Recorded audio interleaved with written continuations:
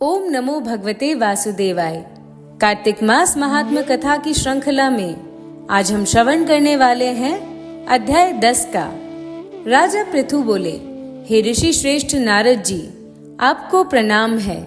कृपया अब ये बताने की कृपा कीजिए कि जब भगवान शंकर ने अपने मस्तक के तेज को क्षीर सागर में डाला तो उस समय क्या हुआ। नारद जी बोले, हे राजन, जब भगवान शंकर ने अपना वह तेज क्षीर सागर में डाल दिया तो उस समय वे शीघ्र ही बालक होकर सागर के संगम पर बैठकर संसार को भय देने वाला रुदन करने लगे। उनके रुदन से संपूर्ण जगत व्याकुल हो उठा, लोकपाल भी व्याकुल हो गए, चराचर चलायमान हो गया। शंकर सुवन के रुदन से संपूर्ण ब्रह्मांड व्याकुल हो गया। यह देखकर सभी देवता और ऋषि मुनि व्याकुल होकर ब्रह्मा जी की शरण में गए और उन्हें प्रणाम करके उनकी स्तुति करने लगे। उन सभी ने ब्रह्मा जी से कहा, हे पितामह, ये तो बहुत ही विकट परिस्थिति उत्पन्न हो गई है। हे महायोगिन, इसको नष्ट कीजिए। देवताओं के मुख से इस प्रकार सुनकर ब्रह्मा जी सत्यलोक से उतरकर उस बालक को देखने के लिए सागर तट पर आए। सागर ने ब्रह्मा जी को आता देखकर उन्हें प्रणाम किया और बालक को उठाकर उनकी गोद में दे दिया। आश्चर्यचकित होते हुए ब्रह्मा जी ने पूछा, हे सागर, ये बालक किसका है? शीघ्रता पूर्वक कहो। सागर विनम्रता पूर्वक बोला, प्रभु, ये तो मुझे ज्ञात नहीं है, परंतु मैं इतना अवश्य जानता हूँ कि गंगा सागर के संगम पर प्रकट हुआ है। इसीलिए हे जगत गुरु, आप इस बालक का जात कर्म आदि संस्कार करके इसका जातक फल बताइए।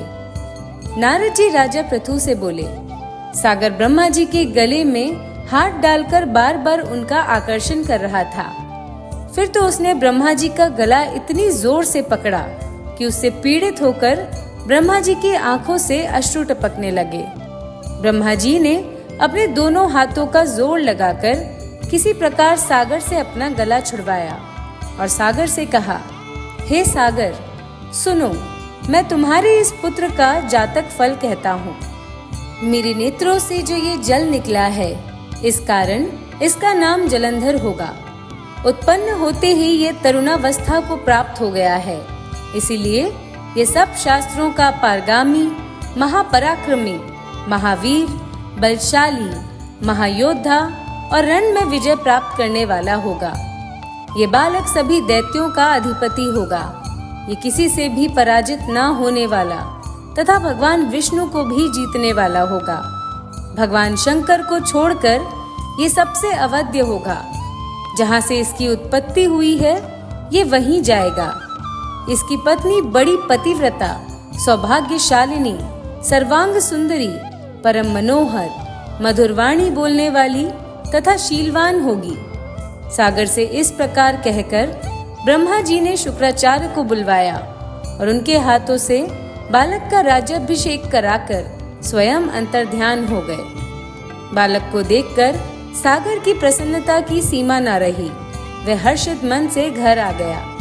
फिर सागर ने उस बालक का लालन पालन कर उसे पुष्ट किया। फिर कालनेमी नामक असुर को बुलाकर वृंदा नामक कन्या से विधि पूर्वक उसका विवाह करा दिया। उस विवाह में बहुत बड़ा उत्सव हुआ। श्री शुक्राचार्य के प्रभाव से पत्नी सहित जलंधर दैत्यों का राजा हो गया। तो ये था कार्तिक मास महात्म कथा का 10वां अध्याय। धन्यवाद।